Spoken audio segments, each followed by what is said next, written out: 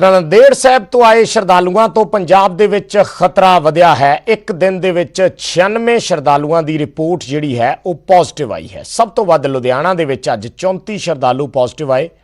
अमृतसर दे विच 25 की report positive आई। मोहाली च 10 की रिपोर्ट पॉजिटिव आई। गुरदासपुर मुक्तसर ते कपूरथला तो 3-3 मामले सामने आए। संगरूर ते रोपड़ तो 2-2 मामले सामने आए। नवां शहर, मोगा, पटियाला, फिरोजपुर इन्हां थावां तो एक केस सामने आया। सो हुण तक कुल 132 श्रद्धालुओं दे विच करोना की पुष्टि हो चुकी है। ते सूबे च कुल मामले जिहड़े ने वो 480 हो गए ने। 480 का आंकड़ा जिहड़ा है वो पंजाब दे विच अज पहुंच चुकिया है।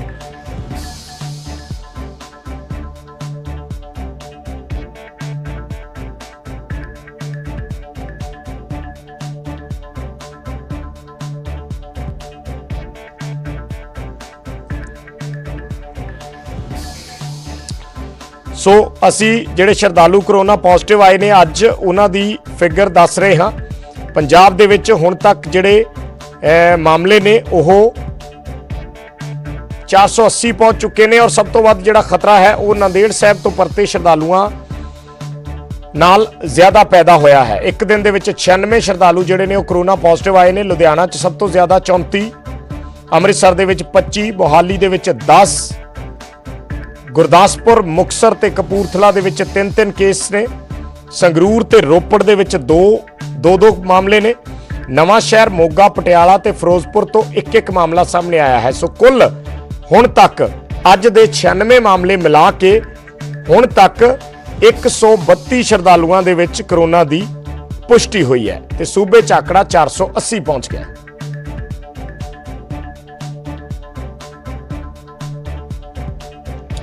नांदेड़ साहब तो आए श्रद्धालुओं को जिन्हां क्वारंटीन सेंटरां च ठहराया गया उत्थों के इंतजामां ते भी वड्डे सवाल उठ रहे हैं।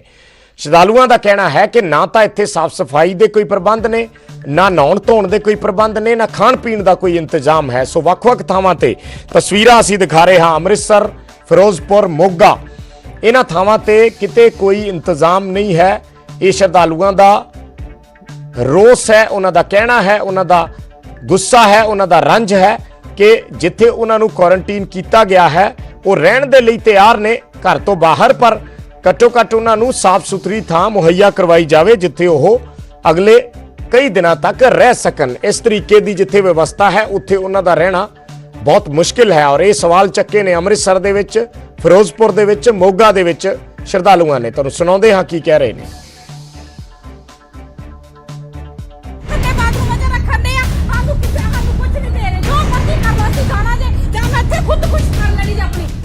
ये हैरान करने वाले सवाल लगातार उठ रहे हैं।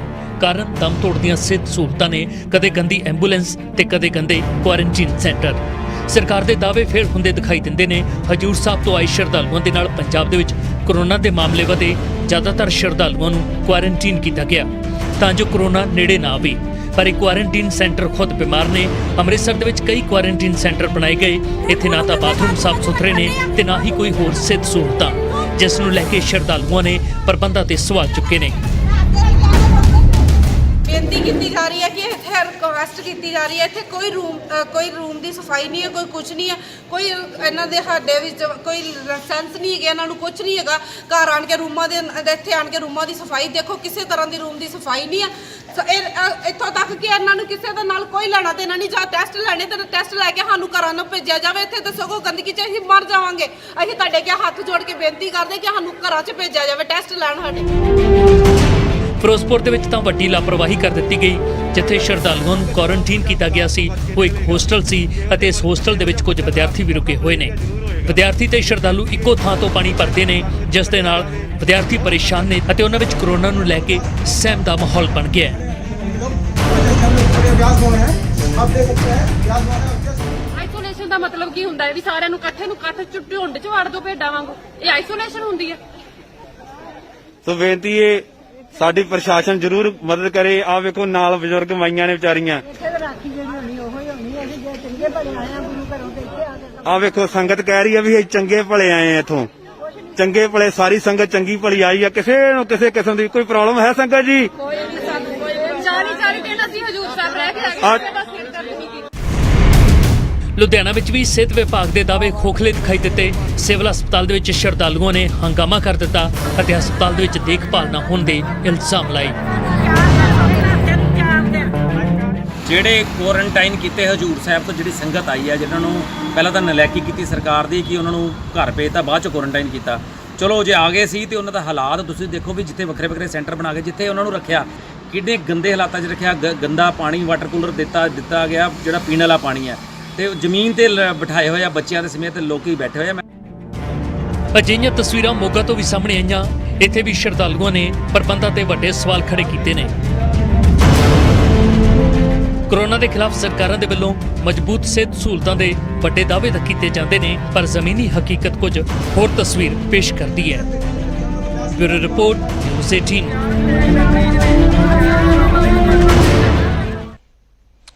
ਤਾਂ ਪੰਜਾਬ ਲਈ ਨੰਦੇੜ ਸਾਹਿਬ ਤੋਂ ਪਰਤਰੇ ਸ਼ਰਧਾਲੂ ਵੱਡਾ ਖਤਰਾ ਬਣ ਚੁੱਕੇ ਨੇ। ਹੁਣ ਤੱਕ ਕਰੀਬ 100 ਸ਼ਰਧਾਲੂਆਂ ਦੀ ਰਿਪੋਰਟ ਪੋਜ਼ਿਟਿਵ ਆ ਚੁੱਕੀ ਹੈ। 100 ਤੋਂ ਜ਼ਿਆਦਾ ਦੀ 132 ਦੀ ਰਿਪੋਰਟ ਪੋਜ਼ਿਟਿਵ ਆ ਚੁੱਕੀ ਹੈ। ਇਸ ਲਈ ਸਭ ਦੀ ਜ਼ੁਬਾਨ ਤੇ ਇੱਕ ਹੀ ਸਵਾਲ ਹੈ ਕਿ ਆਖਿਰ ਇਸ ਲਾਪਰਵਾਹੀ ਲਈ ਜ਼ਿੰਮੇਵਾਰ ਕੌਣ ਹੈ। ਇਸ ਰਿਪੋਰਟ ਦੇ ਜ਼ਰੀਏ ਦਿਖਾਉਂਦੇ ਆ।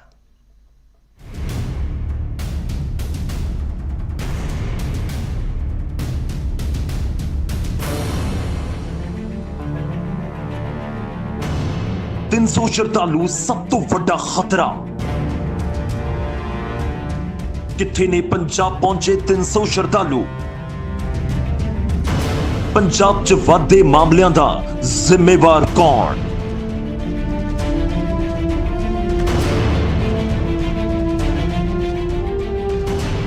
पंजाब दे लोग पिछले 1.5 महीने तो जदों घरां दे विच रह के कोरोना दे खिलाफ सरकार दा साथ दे रहे सी, तो उस समय सूबे तो करीब 1800 किलोमीटर दूर वड्डी लापरवाही वरती जा रही सी ते शायद पंजाब दे लोकां नूं अंदाजा भी नहीं सी कि कुछ लोकां दी लापरवाही ते किसी होर सूबे दे प्रशासन दी नलायकी पंजाब दे लोकां नूं ते पंजाब नूं मुसीबतां दे समुंदर दे विच धक्क देवेगी। नांदेड़ साहब तो परत रहे श्रद्धालु पंजाबियां दे मत्थे दियां लकीरां नूं गूढ़ा कर रहे ने।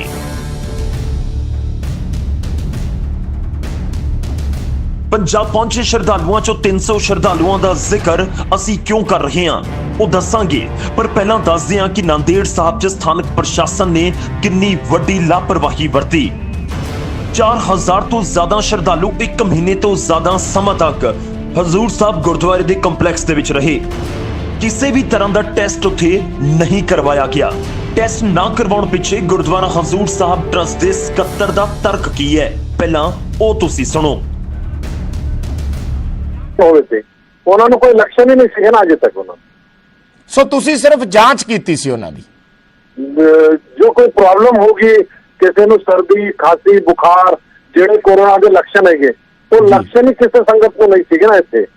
ਨਹੀਂ ਕੋਈ ਲੱਛਣ ਹੋਗੇ ਤਾਂ ਟੈਸਟ ਹੋਗਾ ਨਾ। ਕਿਸੇ ਨੂੰ ਲੱਛਣ ਹੀ ਨਹੀਂ ਹੈਗੇ ਕਿਸੇ ਪ੍ਰਕਾਰ ਦੇ ਉਹਦੇ ਤੇ ਉਹ ਟੈਸਟ ਕਿੱਦਾਂ ਕਰਾਂਗੇ। 125 ਕਰੋੜ ਦਾ ਦੇਸ਼ ਹੈਗਾ, ਉਹਦੇ ਵਿੱਚ ਸਾਰਿਆਂ ਦੇ ਟੈਸਟ ਥੋੜੀ ਹੋਣ ਲੱਗੇ। ਕਿਸੇ ਨੂੰ ਕਿਸੇ ਪ੍ਰਕਾਰ ਦਾ ਲੱਛਣ ਹੋਵੇ ਤਾਂ ਇਹ ਟੈਸਟ ਹੋਗਾ ਨਾ। ਜਿਨ੍ਹਾਂ ਨੂੰ ਨੰਦੇੜ ਸਾਹਿਬ ਦੇ ਵਿੱਚ ਲੱਛਣ ਨਹੀਂ ਦਿਖ ਰਹੇ ਸੀ ਤਾਂ ਉਹ ਪੰਜਾਬ ਆ ਕੇ ਕਿਵੇਂ ਧੜਾ ਧੜ ਕਰੋਨਾ ਦੇ ਪੋਜ਼ਿਟਿਵ ਨਿਕਲ ਰਹੇ ਨੇ।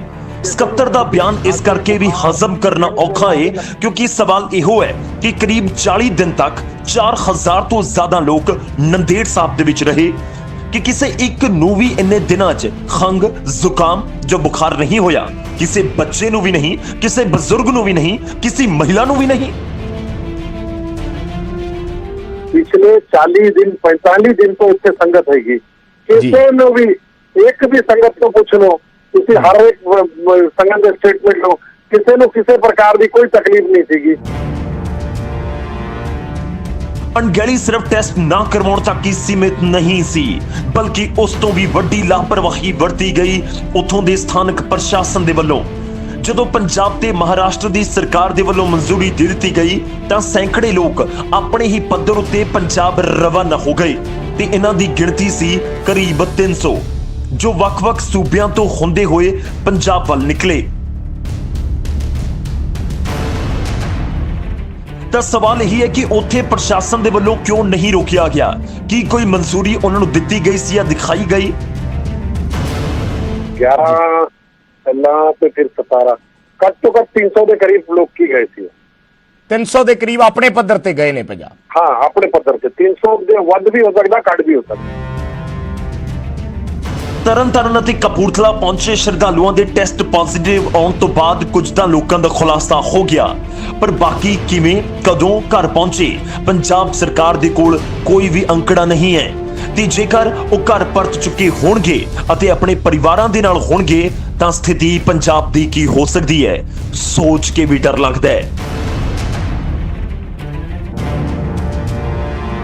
ਪਰ ਸਵਾਲ ਸਿਰਫ ਮਹਾਰਾਸ਼ਟਰ ਦੀ ਸਰਕਾਰ ਜਾਂ ਪ੍ਰਸ਼ਾਸਨ ਤੇ ਹੀ ਨਹੀਂ, ਸਵਾਲ ਤਾਂ ਪੂਰੇ ਸਿਸਟਮ ਉੱਤੇ ਹੈ। ਸਵਾਲ ਹੈ ਕਿ ਕਿਤੇ ਸ਼ਰਧਾਲੂਆਂ ਨੂੰ ਵਾਪਸ ਲਿਆਉਣ ਦੇ ਵਿੱਚ ਬਹੁਤ ਜ਼ਿਆਦਾ ਦੇਰ ਤਾਂ ਨਹੀਂ ਕਰ ਦਿੱਤੀ ਗਈ ਕਿ ਕੇਂਦਰ, ਪੰਜਾਬ ਤੇ ਮਹਾਰਾਸ਼ਟਰ ਦੇ ਵਿੱਚ ਵੱਖ-ਵੱਖ ਪਾਰਟੀ ਦੀਆਂ ਸਰਕਾਰਾਂ ਹੋਣ ਕਾਰਨ ਦੇਰ ਹੋਈ, ਯਾਨੀ ਸਿਆਸਤ ਬਣੀ ਦੇਰ ਦੀ ਵਜ੍ਹਾ। ਸਵਾਲ ਤਾਂ ਇਹ ਵੀ ਹੈ ਕਿ ਸ਼ੁਰੂਆਤੀ ਦਿਨਾਂ ਦੇ ਵਿੱਚ ਸ਼ਰਧਾਲੂਆਂ ਨੂੰ ਸਿੱਧਾ ਘਰ ਭੇਜਣ ਦਾ ਫੈਸਲਾ ਕਿ ਹੁਣ ਘਾਤਕ ਤਾਂ ਸਾਬਤ ਨਹੀਂ ਹੋ ਰਿਹਾ। ਖੈਰ, ਸਵਾਲਾਂ ਦੀ ਭਰਮਾਰ ਦੇ ਵਿਚਾਲੇ ਹੁਣ ਸਾਡੇ ਪੰਜਾਬ ਨੂੰ ਦੁਆਵਾਂ ਦੀ ਦਰਕਾਰ ਹੈ, ਕਿਉਂਕਿ ਸ਼ਰਧਾਲੂਆਂ ਦੀ ਰਿਪੋਰਟਾਂ ਪੰਜਾਬ ਸਣੇ ਪੂਰੇ ਦੇਸ਼ ਨੂੰ ਡਰਾ ਰਹੀਆਂ ਨੇ। Bureau report, news 18 Punjab.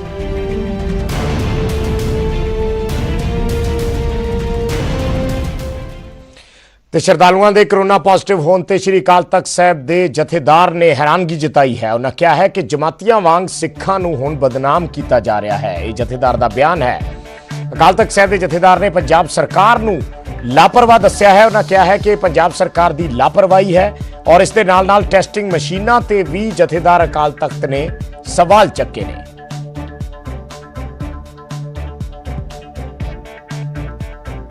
ਇਹ ਜਿਹੜੇ ਸ਼ਰਧਾਲੂ ਸਨ, ਇਹ ਸਵਾ ਮਹੀਨੇ ਤੋਂ ਗੁਰਦੁਆਰਾ ਸਾਹਿਬ ਦੀਆਂ ਸਰਾਵਾਂ ਦੇ ਵਿੱਚ ਬੈਠੇ ਸਨ। ਉੱਥੇ ਤਖਤ ਸਾਹਿਬ ਦਰਸ਼ਨ ਕਰਦੇ ਸੀ ਜਾਂ ਲੰਗਰ ਸੇਵਾ ਕਰਦੇ ਸੀ ਜਾਂ ਸਤਨਾਮ ਵਾਹਿਗੁਰੂ ਦਾ ਜਾਪ ਜਪਦੇ ਸੀ।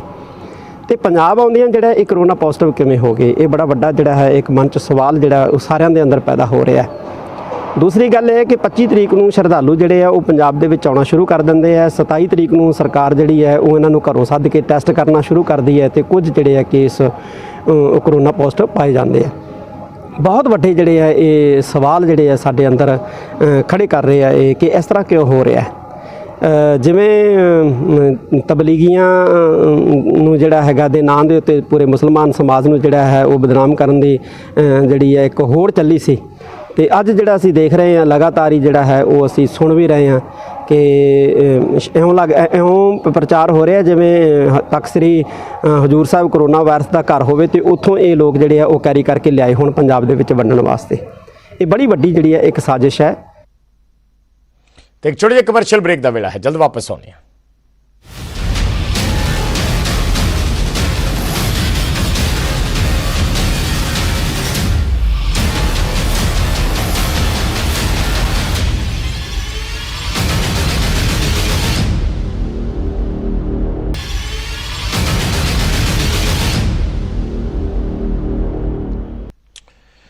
ਤੇ ਇੱਕ ਵੱਡੀ ਖਬਰ ਦਾ ਰੁਖ ਕਰ ਲੈਂਦੇ ਹਾਂ। ਦੂਸਰੇ ਸੂਬਿਆਂ ਤੋਂ ਜਿੰਨੇ ਵੀ ਲੋਕ ਇਸ ਵੇਲੇ ਪੰਜਾਬ ਪਹੁੰਚਣਗੇ ਉਹ ਸਾਰੇ 21 ਦਿਨਾਂ ਦੇ ਲਈ ਕੁਆਰੰਟੀਨ ਹੋਣਗੇ। ਇਸ ਬਾਬਤ ਪੰਜਾਬ ਦੇ ਮੁੱਖ ਮੰਤਰੀ ਵੱਲੋਂ ਸਾਰੇ ਜ਼ਿਲ੍ਹਿਆਂ ਦੇ ਡਿਪਟੀ ਕਮਿਸ਼ਨਰ ਤੇ ਸਾਰੇ ਜ਼ਿਲ੍ਹਿਆਂ ਦੇ ਐਸਐਸਪੀਜ਼ ਨੂੰ ਇਹ ਹਦਾਇਤਾਂ ਦੇ ਦਿੱਤੀਆਂ ਗਈਆਂ ਨੇ ਕਿ ਜਿੰਨੇ ਵੀ ਦੂਜੇ ਸੂਬਿਆਂ ਤੋਂ ਆਉਣਗੇ ਉਹਨਾਂ ਨੂੰ 21 ਦਿਨਾਂ ਦੇ ਲਈ ਕੁਆਰੰਟੀਨ ਕੀਤਾ ਜਾਣਾ ਹੈ।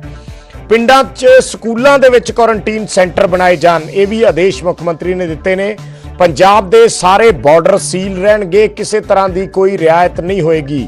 ਦੂਜੇ ਸੂਬਿਆਂ ਤੋਂ ਆਉਣ ਵਾਲਿਆਂ ਦੇ ਲਈ ਕੋਵਾ ਐਪ ਡਾਊਨਲੋਡ ਕਰਨੀ ਲਾਜ਼ਮੀ ਹੈ। ਨਾਂਦੇੜ ਤੋਂ ਪਰਤੇ ਸ਼ਰਧਾਲੂਆਂ ਕਰਕੇ ਕਰੋਨਾ ਦਾ ਖਤਰਾ ਵਧਿਆ ਹੈ। ਇਹ ਅੱਜ ਇਸ ਬੈਠਕ ਦੇ ਵਿੱਚ ਵੀ ਚਰਚਾ ਹੋਈ ਹੈ ਔਰ ਇਸ ਦੇ ਨਾਲ ਪੂਰੇ ਇੰਤਜ਼ਾਮਾਂ ਵਾਲੇ ਉਦਯੋਗ ਵੀ ਖੁਲਵਾਉਣ ਦੇ ਨਿਰਦੇਸ਼ ਜਿਹੜੇ ਨੇ ਉਹ ਮੁੱਖ ਮੰਤਰੀ ਵੱਲੋਂ ਦਿੱਤੇ ਗਏ ਨੇ ਔਰ ਨਾਲ ਦੀ ਨਾਲ ਉਹਨਾਂ ਕਿਹਾ ਹੈ ਕਿ ਬਿਨਾਂ ਮਾਸਕ ਤੋਂ ਬਾਹਰ ਨਿਕਲਣ ਤੇ ਪੂਰੇ ਤਰੀਕੇ ਨਾਲ ਸੂਬੇ ਦੇ ਵਿੱਚ ਪਾਬੰਦੀ ਰਹੇਗੀ। ਬਿਨਾਂ ਮਾਸਕ ਤੋਂ ਕੋਈ ਵਿਅਕਤੀ ਬਾਹਰ ਨਹੀਂ ਨਿਕਲ ਸਕਦਾ।